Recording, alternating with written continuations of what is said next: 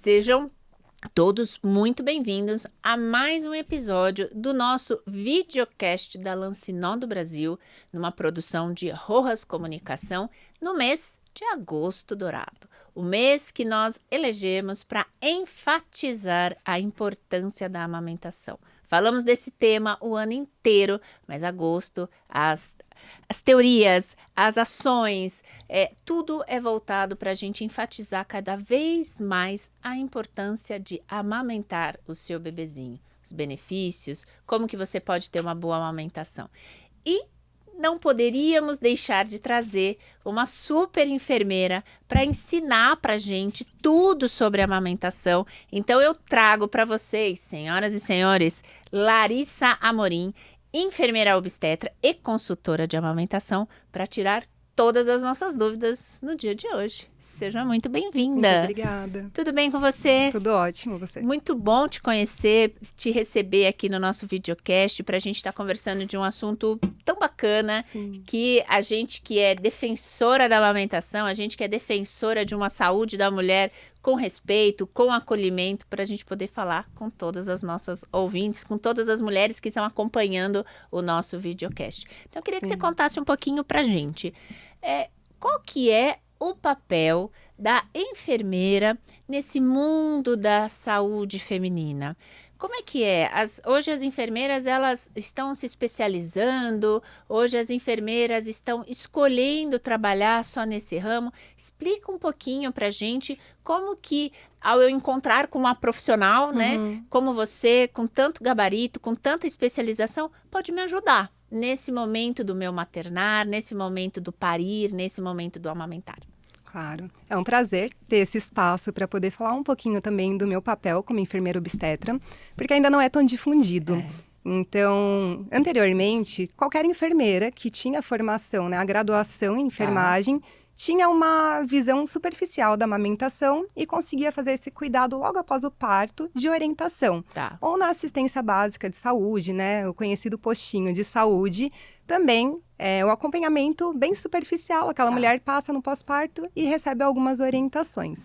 Com o passar do tempo, foram criando vários cursos, porque os profissionais foram identificando algumas falhas no processo, até porque não conseguiam acompanhar essa mulher num todo, e o processo era do profissional para a paciente, e a paciente não tinha acesso à informação. Então, ela também precisa de ter autonomia no processo através da informação. Então, eu mesma fiz vários cursos, eu faço pelo menos 2 cursos por ano de atualização. Esse ano tem o congresso também, né, em BH. Então, a gente sempre está atenta às mudanças de protocolos, porque é um mundo muito, muito grande. Porque a gente sabe, né, a saúde, ela não é uma coisa estática. Não, muda muito. Né? Então, assim, quando a gente aprende que 2 mais 2 são 4... a gente vai levar isso para a vida, que 2 mais 2 são 4. Mas já na amamentação e na saúde feminina, a gente sabe que muda muito. Estudos novos vêm, novos guidelines. A gente vai descobrindo o que é mito, o que é verdade. Não pode passar a tal da bucha. Né? Então, assim, é isso que é o legal, né? Essa constante transformação da saúde feminina, né? Então, a enfermeira entrou, principalmente a consultora em amamentação, que ela se especializa em toda a questão da gestação até o pós-parto, que as pessoas esquecem do pós-parto, e ela orienta desde o pré-natal, qual que é o preparo para amamentar. E antigamente o preparo era físico, era usar uma bucha, era se expor ao sol, e hoje em dia é informação. Então, a mulher ela precisa entender todos os desafios que vão vir pela frente, que são fisiológicos, como a pojadura, que a maioria não conhece, e identifica só quando acontece, e a maioria corre para o pronto-socorro. Exato, fica desesperada. Eu tô com febre, o meu achando parto infectou. Ou meu parto infectou, pelo amor de Deus, eu tô com febre, vou precisar tomar antibiótico, meu Deus, cadê minha médica? A gente sabe. Então, quando a gente consegue fazer esse preparo durante a gestação, eu percebo na prática que no pós-parto não é que ela não vá ter nenhuma dificuldade, mas ela identifica mais fácil e sabe como agir, até ter ajuda. Então, meu papel é no pré-natal, no pós-parto, em sala de parto, eu participo da Golden Hour, então eu já observo a primeira mamada e volto na visita pós-parto, onde eu posiciono de novo e acompanho até ela não quiser mais. E quando você fala consultora de amamentação? Sim. Então, as consultoras de amamentação são enfermeiras? Nem todas. Não é obrigatório, não precisa ser da área da saúde, na verdade, mas precisa ter curso. E hoje em dia tem até algumas certificações internacionais. que é uma prova bem difícil também. Então, é um processo longo. Tem cursos de todos os tipos. Tem curso de um dia, curso online, mas no geral os cursos hoje mais adequados têm mais de 60 horas. E assim, né, Lari, qual que é o momento ideal, o momento que você orienta eu como mulher que tô pensando em engravidar. Eu nem ainda fui passar na médica, mas eu tô pensando em engravidar. Qual que é o momento ideal de te procurar? E como que eu vou saber que aquela enfermeira é obstetra, é enfermeira da saúde feminina? Como que eu localizo vocês? Sim. Hoje eu faço 2 tipos de trabalho. Eu faço pelo Instagram, onde eu divulgo bastante o meu trabalho, e eu trabalho numa clínica também de parto. Então, as pacientes já me conhecem porque eu acompanho o pré-natal desde 20 semanas. Então, elas já têm esse contato desde o comecinho. No Instagram, eu consigo atingir um público que ainda não engravidou. Então, elas começam a conhecer meu trabalho através do que eu posto. Porque não é tão diversificada, assim, essa área. A maioria das enfermeiras que eu conheço hoje atuam no hospital. Então, elas fazem parte de um plantão e não é sabido que eu posso trabalhar como autônoma, por exemplo. Ninguém sabe, né? Eu acho que muitas pessoas não sabem que enfermeira pode trabalhar como autônoma. Então, independente do médico, eu também acompanho a paciente desde o início do pré-natal de baixo risco. Essa é a diferença, que eu sempre especifico que é baixo risco. Alto risco é só com o médico mesmo. Entendi. Então, a paciente, ela acompanhando com você o pré-natal de baixo risco, ela vai estar fazendo o pré-natal, tudo direitinho, e aí ela passa com você e com o médico, ou ela só fica com você? Como é que funciona essa questão do seu acompanhamento de pré-natal? Eu atendo compartilhado. Então, no início, ela passa com o médico. Depois de 20 semanas, a gente reveza as consultas. Então, é uma comigo e uma com o médico, até o final da gestação. E óbvio que a gente troca informações do pré-natal, identificando todas as questões que fogem da fisiologia, né? Então, durante as consultas no pré-natal, eu tenho exame físico que eu faço também, ausculto o bebê, vejo pressão, onde eu geralmente identifico algumas coisas. Por exemplo, essa semana eu peguei uma pressão de 14,9 no pré-natal, de uma paciente que sempre teve 10,6, 10,7. Entendi. Então, eu já converso com o médico para a gente já entrar com as medidas necessárias. E não é tão comum, né, a enfermeira fazer essa parte, pelo que eu vejo. A gente sabe que na rede básica, realmente vocês têm um contato, né? Eu acho que na rede pública, a gente até vê mais, né? A questão da enfermeira atuando lá no postinho, atendendo, sendo mais próxima, Eu comecei assim, na verdade. E aí eu vejo que as enfermeiras na saúde privada, a gente ainda não tem tanto essa questão. Legal, essa questão de você poder estar junto, você estar atendendo. Então, assim, a gente sabe que ainda precisa de muita divulgação, né? Muita. E no SUS, na verdade, as enfermeiras, elas não são enfermeiras obstetras, elas são enfermeiras gerais. Então, também é um pouco mais limitado, né, na questão de saúde, da visão da obstetrícia. Porque hoje, como enfermeira obstetra, eu consigo dar uma assistência mais completa mesmo. Essa é a diferença. Quando a pessoa me procura, tem muita confusão também pelos termos. Então, sempre me perguntam se eu sou obstetriz, parteira ou enfermeira. Entendi. E aí eu explico que a obstetriz é um curso específico da USP, só existe ele no Brasil, e ela não tem a formação de enfermagem como base. E a enfermeira obstetra faz a graduação, depois ela complementa ou com a residência ou com a pós, e a parteira hoje, né, pode ser usado o termo para quem fez a faculdade de enfermagem ou para a parteira tradicional, que hoje em dia é mais difícil, são em lugares bem remotos que não tem curso. E você explicou para a gente essa questão da diferença dos termos, mas os três profissionais, eles podem ter o mesmo tipo de atendimento ou não? Qual que é a limitação? Então, por exemplo, eu sou enfermeira, eu posso ir até aqui, ou eu sou obstetriz, então eu posso agir assim. Como é que funciona, assim? Explica um pouquinho para quem está acompanhando a gente no nosso videocast da Lancinó, principalmente nesse mês de agosto dourado, da importância da gente falar sobre os profissionais que podem fazer o seu maternar melhor, mais tranquilo. Explica um pouquinho pra gente a função, como é que a gente conhece, como é que a gente tem contato com esse mundo. Sim, a enfermeira obstetra e a obstetriz, as duas podem atender obstetrícia e ginecologia de forma completa. A única diferença é que a obstetriz ela não pode atuar em questões da enfermagem. que fujam um pouquinho da obstetrícia. No meu caso, eu já posso ter outras atuações fora. E a parteira, hoje em dia, pelo menos em São Paulo, não é comum, porque é uma profissional que não tem a graduação. Então, é mais em ambientes remotos, rurais, que elas atendem. Entendi. É bastante gente, né, para tomar conta da gente, muita né? gente. Graças a Deus. Ainda bem que tá aumentando. Exato. E a parte de consultoria de amamentação? Como é que é? Como é que eu faço para ter esse contato? Quando que eu tenho que procurar uma consultora de amamentação? Eu devo fazer isso ainda no pré-natal? Ela pode ir no hospital me ver? Ela pode ir na minha... Como é que funciona o atendimento e o acolhimento quando a gente fala de consultoria de amamentação? A consultoria de amamentação é algo que eu luto muito para difundir, para explicar a importância, porque quando a mulher está gestante, em geral, ela foca muito no parto e acaba esquecendo um pouquinho do que vem depois. Tá. Né? E uma das questões mais importantes é a amamentação. E eu sempre falo que o parto ele é um evento que demanda bastante, mas ele acaba. A amamentação, se a gente for pensar, né, pela Organização Mundial de Saúde, a gente pensa aí de 6 meses a 2 anos. Então, é uma jornada longa para a gente não se preparar. E eu sempre indico que comece o preparo na gestação, a partir de 28 a 30 semanas, que é uma consulta.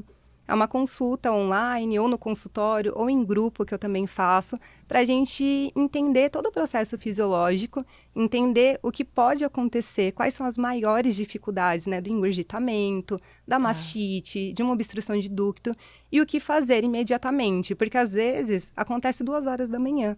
Dificilmente essa mulher vai conseguir alguém para atender uma consultoria de amamentação às 2 da manhã. E se ela esperar até às 10 da manhã, já pode ter piorado bastante. Então, se ela tem informação do que fazer até amanhecer, já vai estar melhor. Entendi. Não vai complicar tanto. Então, eu oriento sempre na gestação. E nesse mundo, os atendimentos são realizados somente por mulheres? Sim, eu não conheço nenhum consultor de amamentação. Tá. Só para a gente explicar, na minha prática, para assim, o que você tem acompanhado, porque a gente vê, né, enfermeiro de UTI, enfermeira de UTI, enfermeiro de posto, enfermeira de posto. Sim. Então, assim, na sua experiência, ainda hoje é um campo que é dominado só pelas mulheres. Feminino. Enfermeiro, eu conheço, enfermeiro obstetra, conheço poucos, assim, conheço um de BH, que é famoso, porque é diferente mesmo, né, é difícil conhecer um parteiro. Exato. Mas também, se a gente for pensar em obstetras, a gente tem muitos homens que atendem, né? Exato, claro. Agora, a consultoria de amamentação eu realmente não conheço nenhum. Olha, tá vendo? Achei uma coisa interessante. Pra gente poder explicar, né? Que realmente, às vezes as pessoas encontram algum e falam que é enfermeira e de repente a pessoa, não pode ser. Então, acho que isso que é importante. Então, assim, a gente precisa ter cada vez mais profissionais falando a mesma língua, trabalhando juntos em prol da saúde feminina. Sim. Né? E pensando nisso tudo, explica um pouquinho pra gente. O que tem hoje de orientação ou de regra? Como é que tem sido feita a questão dos partos? Os partos que você tem acompanhado são domiciliares, são hospitalares? Como é que está agora essa questão toda de parto? Eu atendo só parto hospitalar, só que eu faço atendimento prévio. Então, é uma avaliação pré-hospitalar. Quando a mulher entra em trabalho de parto, ela tem uma suspeita que rompeu a bolsa ou não sabe identificar se é uma contração ou não. Eu vou até a casa para examinar, para entender qual é o melhor momento de ir para o hospital. Tá. Então, eu faço esse atendimento prévio e depois sigo para o hospital com essa paciente ou encontro a paciente no hospital e acompanho todo o desenvolvimento do parto até o nascimento e depois eu retorno para encerrar com a visita pós-parto. Tá, então hoje os partos, em sua grande maioria, hospitalares, é isso? Hospitalares. Em São Paulo, acredito que de modo geral a maioria hospitalar. Casa de parto a gente só tem 2, né, em São Paulo, então é um número menor. Tá. E essas casas de parto diferem do hospital em que sentido? De atendimento? Todo mundo pode ter parto lá? Me conta um pouquinho a sua experiência. Sim, as casas de parto são do SUS, são 2 casas de parto. E lá o atendimento é exclusivo por obstetriz e enfermeira obstetra. Então, não tem um médico que atenda parto lá. Eles têm referências hospitalares, caso haja necessidade de uma remoção dessa paciente, né? Considerando algumas intercorrências que são comuns também. Sim. e eles têm uma pré-admissão. Então, eles excluem algumas pacientes dependendo do histórico, né? Então, história de algumas comorbidades, que a gente sabe que tem algum risco que possa evoluir para uma cesárea de emergência, ou um histórico de ruptura uterina anterior. Então, eles são bem criteriosos e exigem o pré-natal com eles também. Ah, então, isso é importante vocês entenderem, né? Então, existem essas casas de parto, mas tem toda essa parte de como que são os critérios. São critérios de cada casa, não são critérios do SUS? É do SUS. Ah, é do SUS? Isso, e pensando sempre em paciente de risco habitual. Tá. Não atendem alto risco. Tá, entendi. E aí, então, realizei meu parto, fiz o parto hospitalar com esse atendimento domiciliar, tudo mais. Como que você explica para sua paciente essa questão todas essas alterações que estão tendo, né? A gente vê hoje muito termo, né? Tem o parto normal, tem o parto vaginal, tem o parto natural, tem o parto com instrumentação. Explica um pouquinho, como é que você aborda a paciente para conversar desse momento e explicar cada tipo de parto? Sim, geralmente é na primeira consulta. Tá. A primeira consulta é onde eu conheço a família, explico meu trabalho, que algumas não conhecem bem, e falamos sobre parto de forma geral. Então, o trabalho da expectativa em relação ao parto também é muito importante. Sim, eu defino, né, a via de parto para começar a explicar, então a gente fala sobre parto vaginal e a cesárea. Então, o parto vaginal, quando as pessoas vêm falando do parto natural, geralmente elas já falam, eu não quero um parto natural. E eu falo, o que você busca? Ela, não, eu quero um parto normal. Porque elas já entenderam que o parto normal, ele abrange a analgesia do parto. Sim, e o natural é a mulher que pare sem nenhum tipo de analgesia. Então, no natural é sem nada, Sem analgesia. 0,000 de analgesia. Isso, mas o que muita gente não sabe é que isso nem sempre é planejado. Tem mulher que chega no hospital, entra na banheira, relaxa, fica tão à vontade que ela controla a dor dentro da banheira e ela não sai de lá. Então, o bebê nasceu lá porque ela não saiu de lá. Porque ela encontrou um conforto lá que não foi necessário analgesia. O método de controle da dor dela foi água quente na banheira e tá tudo bem. Mas isso é muito particular, então não dá pra gente falar que o parto natural é o parto na banheira, por exemplo. Entendi. Então, a gente tem que entender cada caso e é muito individual. Tem mulher que detesta a banheira. E Sério? aí, tem mulher que odeia. Eu mesmo fui uma que entrei, não gostei, não aliviou nada e fiquei incomodada. E aí, a cesárea, quando tem uma real indicação, tem as mulheres que optam também pela cesárea agendada, né? Cada caso é um caso, e acho que tem que ser muito alinhado com a equipe que acompanha. Entendi. E o parto normal, automaticamente, quando eu falo esse termo, já está subentendido a anestesia ou não? Não, nem sempre. Porque é o processo, né? Muitas mulheres usam outras formas de analgesia.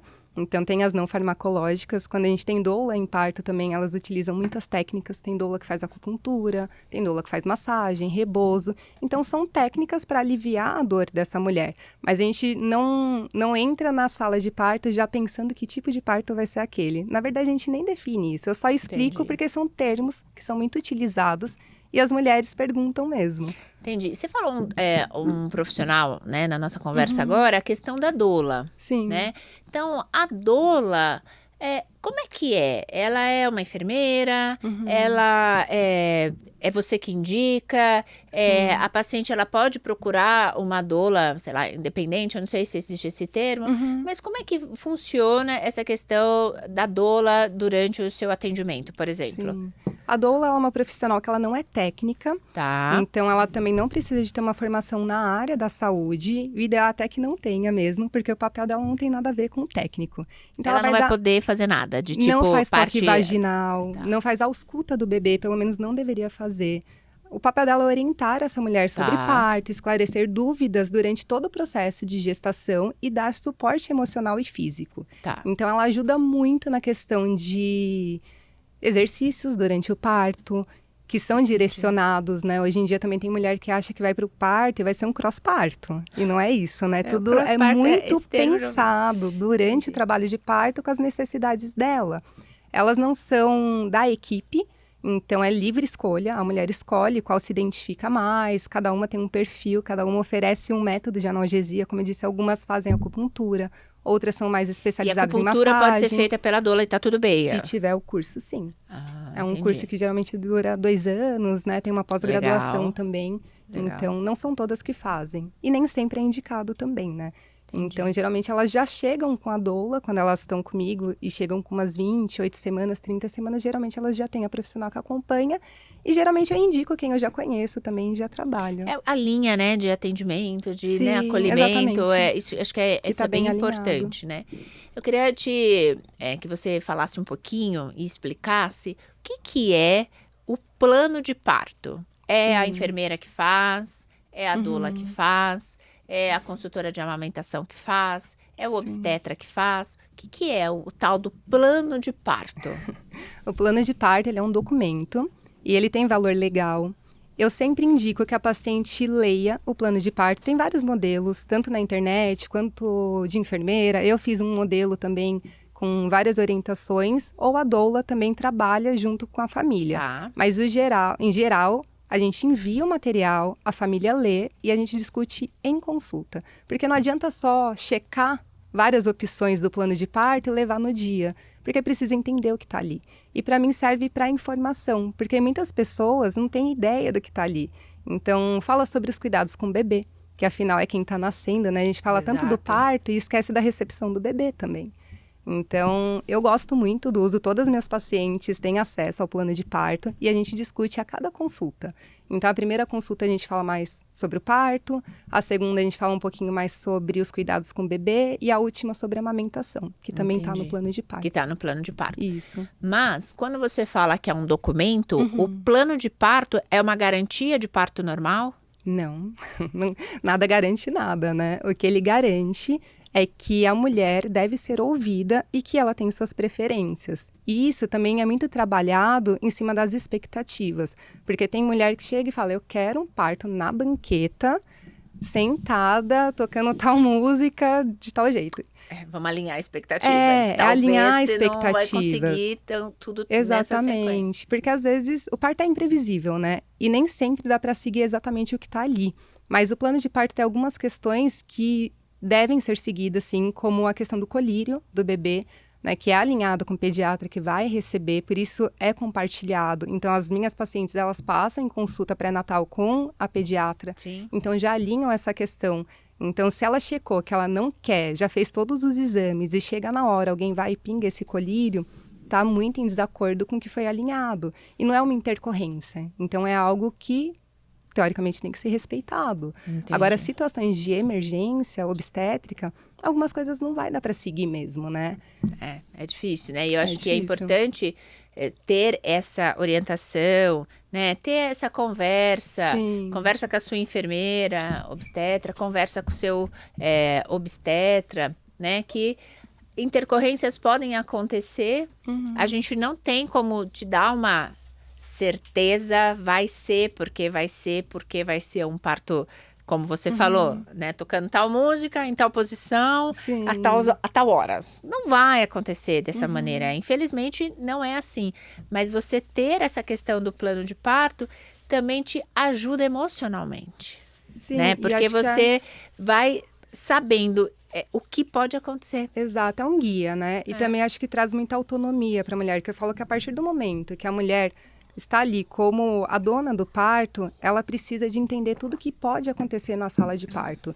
Então, nas minhas consultas, eu falo sobre distócia de ombro, sobre intercorrências, sobre hemorragia pós-parto, porque no momento que algo acontece, que foge um pouquinho ali do fisiológico, não pode ser uma surpresa para ela, que ela Entendi. nunca ouviu falar sobre aquilo. Ou um parto instrumental, vai passar um vácuo, um fórceps, ela não sabe nem o que é o vácuo. Como que na hora vai perguntar para ela, tudo bem se eu usar um vácuo, mas o que é um vácuo? Se ela nem nunca ouviu falar. Entendi. E pela sua experiência, pela sua prática de atendimento aí nos hospitais, como é que tem sido essa questão do plano de parto? O pessoal, as maternidades estão prontas para receber essa questão do plano de parto? Tem alguma maternidade que fala, bom, olha, você não quer a vitamina K, então não pode ser feito parto aqui. Você, não sei, algum dos itens que as maternidades se opõem? Como é que é pela sua experiência? É que hoje eu estou numa situação muito privilegiada. Eu trabalho em equipe, então é tudo muito alinhado. Mas eu percebo que as maternidades estão muito mais receptivas. E elas Tá. entendem que esse documento, né, quando a paciente chega com um plano de parto, é uma paciente que já está orientada também, né? Essa mulher já entende sobre o processo, já entende sobre o parto. E não tem nenhuma maternidade das que eu atendo que proíba algo. Tá. Algumas adaptações são feitas, né, principalmente em relação à sala de parto, né? Porque às vezes a mulher chega num hospital pequeno que tem poucas salas e elas estão ocupadas. Então essa paciente é removida para uma sala de cesárea, por exemplo, uma sala cirúrgica. E ela contava com a sala, com a banheira, com o teto estrelado. Então isso não tem como a gente garantir pelo plano de parto que a gente vai ter aquele ambiente. A Entendi. gente cria um ambiente. Então eu mesma levo umas luzinhas, né? Entendi. Então, um cheirinho. então é o legal, né, dessa conversa, de você estar sabendo isso antes, que pode Exatamente. acontecer de chegar lá no dia, a maternidade está lotada, é isso? Isso, e não gerar essa frustração, né? E também não é culpa da instituição, né? Eles têm um limite, têm uma estrutura. Tem maternidade que tem 8 salas, tem maternidade que tem 4, que tem 2. Então, Entendi. quando a gente conversa isso durante o pré-natal, eu acho que é muito mais fácil quando chega numa situação que precisa mudar um pouquinho a rota. Entendi, porque aí de repente não pode ter a sala, Uhum. e aí vai para um outro tipo de sala. E aí, Exato. mesmo tendo no plano de parto escrito que eu quero Aham. sala assim, quero sala com, né? Sim. De repente a mulher pode não conseguir a sala, é isso? Exato, e ela também começa a entender que o parto e o plano de parto não é só sobre isso, né? É muito mais. É sobre a autonomia dela no processo, que eu acho que é o mais importante. É a mulher assumir o papel dela mesmo no parto. Entendi. Porque toda vez que ela tem essa responsabilidade, ela tem que fazer escolhas também. Então, o que é muito comum é quando a gente precisa fazer uma mudança de rota.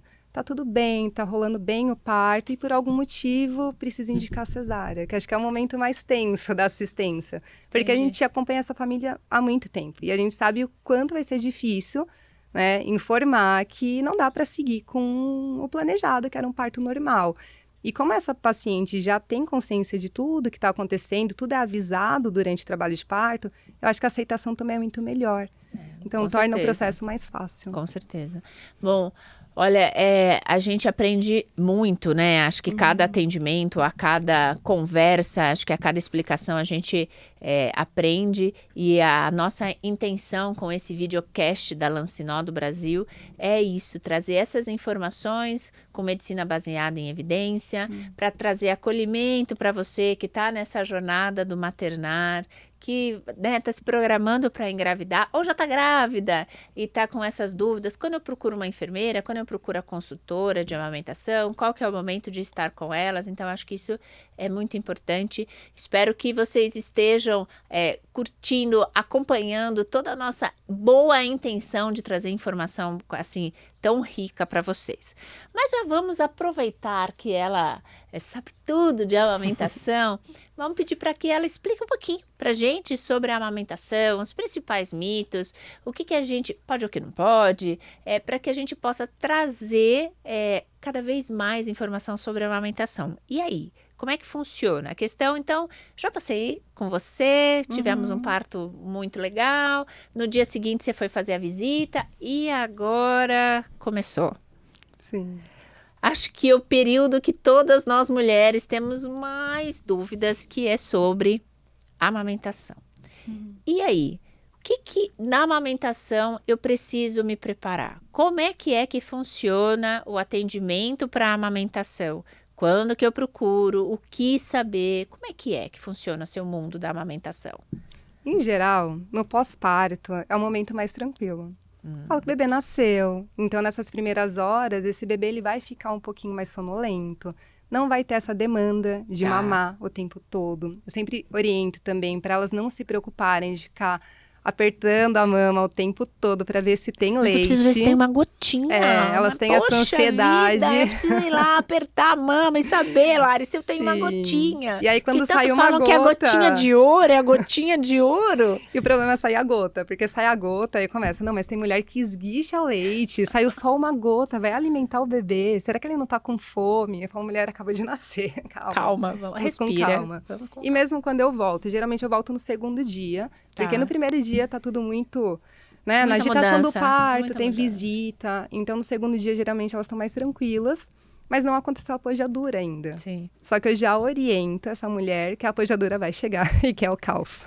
Falo que a primeira treta da amamentação é a pojadura. Porque tem um calor, né, na região da Meninas, mama. quando a gente fala pojadura, é a famosa descida do leite, né? Então, assim, o termo é a pojadura, ou também a gente chama de febre do leite, porque é quando vem, né? Então, assim, a pojadura é o descer do leite, tá?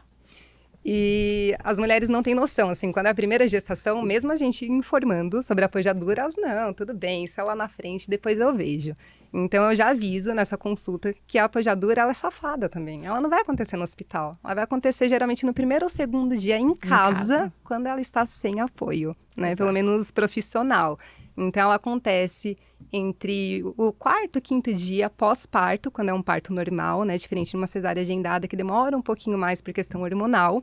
E aí eu já explico sobre a massagem, que é o mais importante, fazer a massagem e uma ordenha manual. Não é momento de usar bombinha, que a maioria já tá com um monte de bomba no primeiro dia. Mas eu ganhei, eu fiz um enxoval, eu já comprei, agora eu quero usar. Como Vai assim? usar, Eu não vou vai usar, usar, eu não vai vou usar usar, e eu quero muito. acelerar a descida do leite, não pode? Não deve, pelo menos não deveria. Mas a bombinha vai ser muito útil depois dos 30 dias. Você falou pra gente de massagem, Sim. né? Então eu queria já aproveitar que eu sei que ela trouxe todo o material didático dela para nos ajudar. Ensina pra gente como é que é essa massagem. Vou mostrar. Essa massagem tem algumas formas de fazer. Eu vou mostrar a forma que eu acho mais prática, mais fácil para fazer ainda no hospital. Lembrando que no hospital ainda não aconteceu a pojadura, mas algumas mulheres, principalmente aquelas que já amamentaram, pode ter essa descida do leite um pouquinho mais rápida.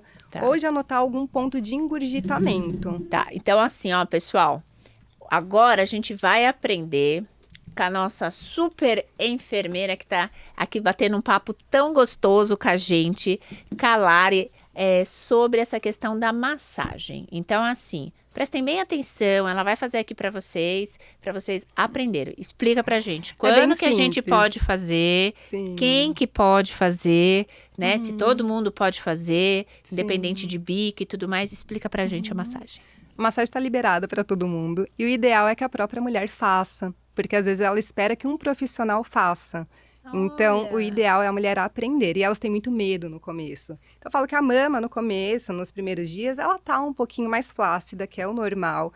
E eu sempre oriento a dar apoio, dar suporte para a mama com uma mão. Tá. E com 2 dedos, em movimentos circulares e bem lentos, fazer massagem em sentido horário, fazendo toda a região da mama, começando da base da auréola. Da E aí, base da auréola. base e fazendo toda a região da mama. E é um movimento bem lento. Geralmente, quando eu chego no... Elas estão fazendo até Elas estão fazendo assim, ó. É. Elas não têm paciência nenhuma. Ela respira. Primeira coisa, respira. E vai sentir alguns pontos um pouco mais endurecidos. E nesses pontinhos, elas vão fazer um pouquinho mais profundo. Não é para doer. Tá. E quando você fala, vai sentir esses pontinhos e tem que fazer uma massagem mais profunda, ela tem que zerar essa região que está endurecida? Não precisa. Tá. O ideal é a mulher perceber que quando ela faz com a intensidade correta, começa a aparecer um brilhinho de leite. Ou sai uma gotinha. Não é para sair jato, não é esse o objetivo. O objetivo é deixar essa mama mais macia. Tá. E também não precisa ser meia hora de massagem. É coisa de 2 minutinhos. Tá bom. Então, fez a massagem, notou que a mama tá um pouquinho mais macia, vai fazer uma ordenha manual. Que a gente também coloca os 2 dedos na base e vai tracionar essa mama e trazer apertando para frente. Na hora que a mulher faz isso, começa a sair umas gotinhas.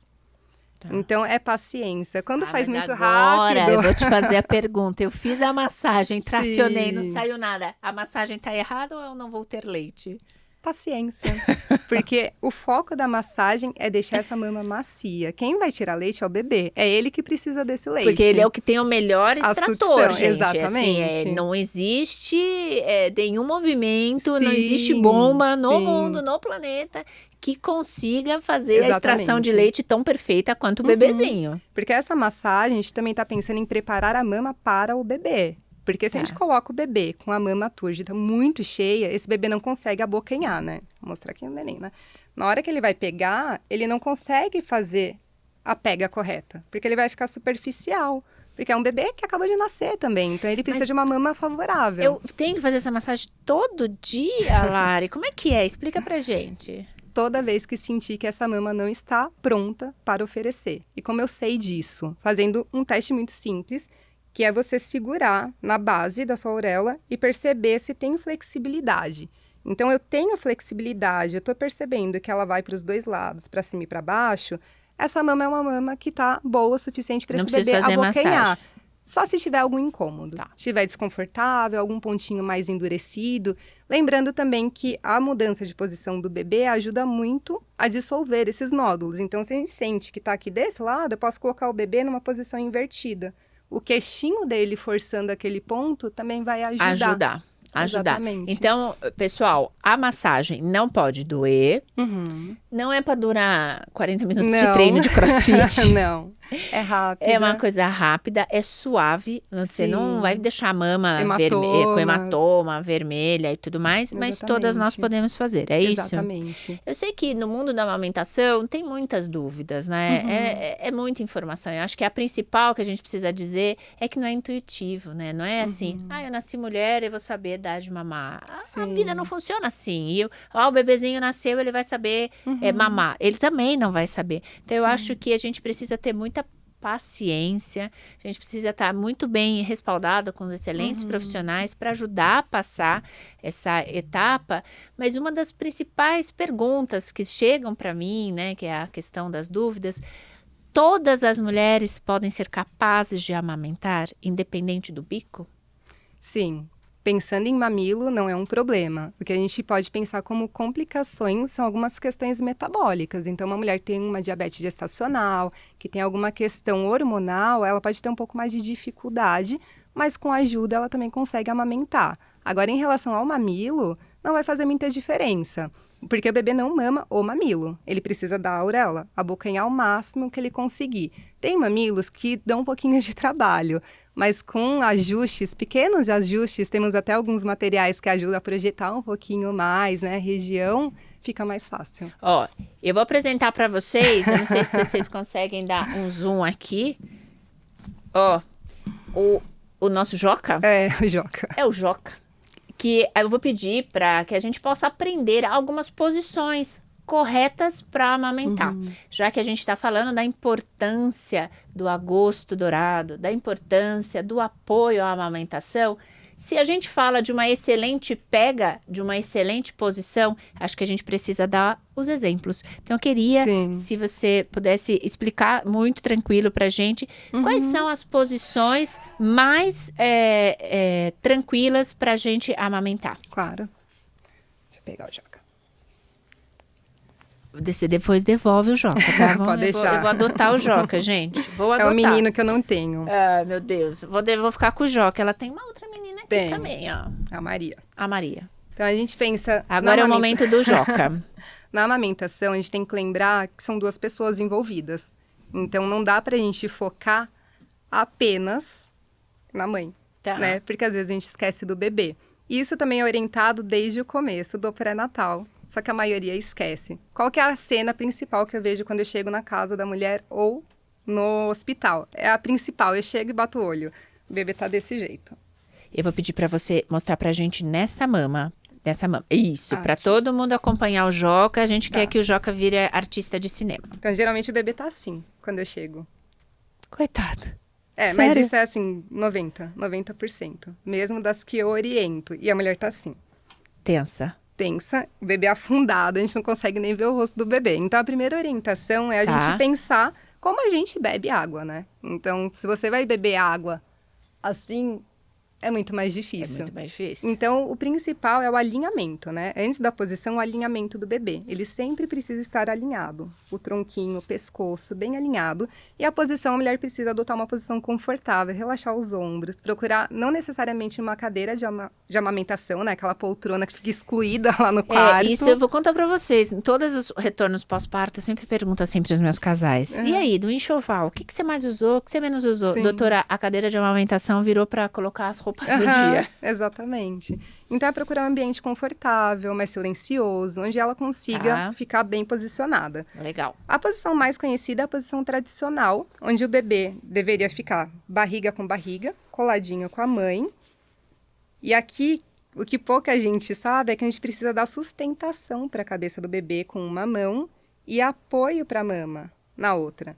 Então, o primeiro estímulo é a gente mostrar para o bebê o que ele vai fazer, que ele vai mamar.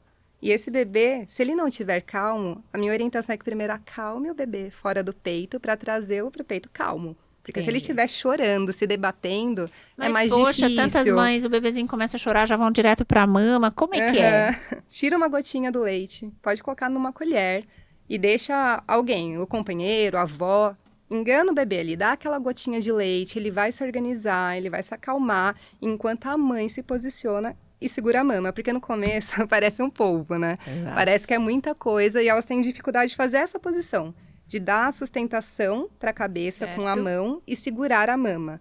Então elas falam, mas eu preciso que alguém segure a cabeça dele, outra pessoa segura o corpo. Não, no dia a dia você vai amamentar, em vez de regra, sozinha. Então, uma almofada de amamentação vai ajudar para dar esse suporte embaixo. Então, a almofada de amamentação você acha importante? Eu gosto, indico bastante. É um item do enxoval que é legal as pacientes terem. Eu gosto bastante, porque ela vai dar esse suporte e vai deixar o bebê na altura da mama. Então, é importante, primeiro, fazer a prega, que eu sempre falo para a mulher facilitar o trabalho do bebê. Então, vai fazer a prega, vai sair uma gotinha de leite, vai mostrar para o bebê que tem leite, passando na boca dele, direcionando para o céu da boca. Na hora que faz isso, o bebê já vai inclinar um pouquinho a cabeça e começar a buscar. Na hora que ele começa a buscar, com essa mão a gente vai trazer o bebê para o seio. Abocanhou, começou a sugar, aí a gente pode trocar. Trago essa mão para cá e relaxo. E aqui o bebê segue mamando. E essa é a posição mais tradicional? Essa é a tradicional. Essa é o que a maioria das mulheres se encontram para amamentar.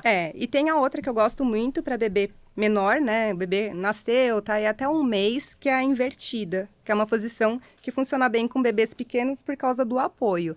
Então, desse lado aqui também. Nesse lado agora. Agora, a gente traz o bebê para a lateral, imaginando que aqui ele também tá com um suporte da almofada de amamentação, e ele vai ficar aqui direcionado para a mama. E aqui vai ser a mesma coisa, vai apresentar a mama para o bebê, quando ele abrir a boca, a gente vai direcionar. Pegou, a gente vai esperar esse bebê fixar essa prega, umas 5 sucções, viu que ele não vai soltar, a gente troca e aqui dá apoio para o bebê. Então ninguém precisa sofrer, né? O recado principal é que ninguém precisa sofrer, nem a mamãe, nem o bebê. Eu acho que a gente precisa aprender como profissionais, como você, para que cada vez mais as mulheres recebam essas informações tão importantes, tão tranquilamente passadas. Eu acho que isso é muito legal do seu trabalho. A gente sabe da importância da pega, da importância da posição correta. Claro que existem outras posições, né? Mas eu acho que a gente já deixando dois exemplos, né, de posição, que é a clássica, você mostrando que não é para ficar tenso na hora que estiver dando de mamar, eu acho que isso é muito importante. E eu gostaria que você falasse agora um pouquinho, tem uma grande confusão, né? Assim, o que eu tenho que fazer com as minhas mamas durante o pré-natal? Eu tenho que preparar as minhas mamas. Você já explicou pra gente perfeitamente no início da nossa conversa, no início desse nosso videocast, que a questão não é preparação física, e sim preparação com informação, com você saber o caso. Mas a gente sabe que hoje a gente pode contar com aquela pomada livre, só com lanolina pura, né? E o que a gente pode usar na mama. Mas eu vejo, na minha experiência, que as mulheres se confundem muito com questão: quanto que eu posso passar? Eu posso passar todo dia?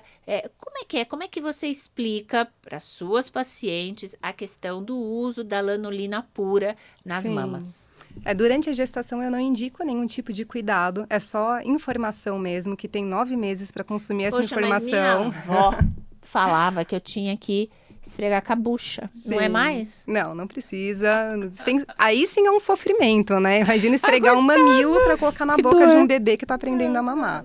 Então, a gente não faz nenhum tipo de preparo da mama, só as orientações mesmo. E a pomada Realmente tem muita confusão. As mulheres erram muito na quantidade e quando usar. Tem mulher que usa durante a gestação, que também não tem necessidade. Então, é uma pomada que vai promover a hidratação desse mamilo. Quando a gente tem qualquer tipo de lesão, uma fissura que não está cicatrizando, eu oriento que a mulher passe a quantidade de metade de um grão de arroz exatamente onde está essa lesão. Não precisa de preparo, de limpar para colocar o bebê para mamar. Não tem necessidade de remover, né, o que fica após, mas é uma quantidade bem pequenininha. Tá, então acho que a gente precisa entender que a lanolina tá aí para ajudar, não é para todo mundo, né? Acho que é isso que a gente precisa individualizar o uso e usar a quantidade correta, né? Mesmo porque se a gente usa muito, a hora que o bebê pega, escorrega e tá na pega errada. Sim. Lara, eu queria te agradecer.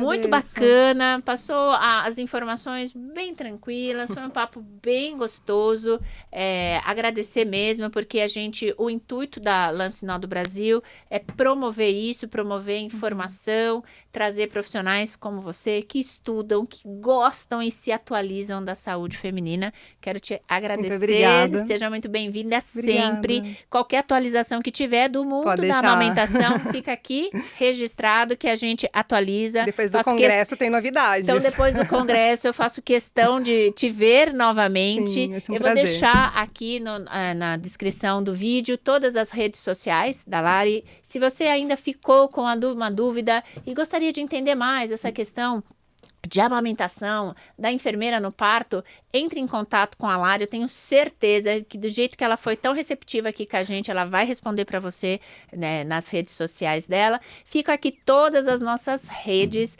da Lancinol do Brasil, Rojas Comunicação, a minha, doutora Carolina Cursi, e eu convido vocês a sempre participarem com sugestões de tema, enviando dúvidas. Afinal, a Lancinol do Brasil fez esse videocast para ajudar a todas vocês. Até o próximo episódio.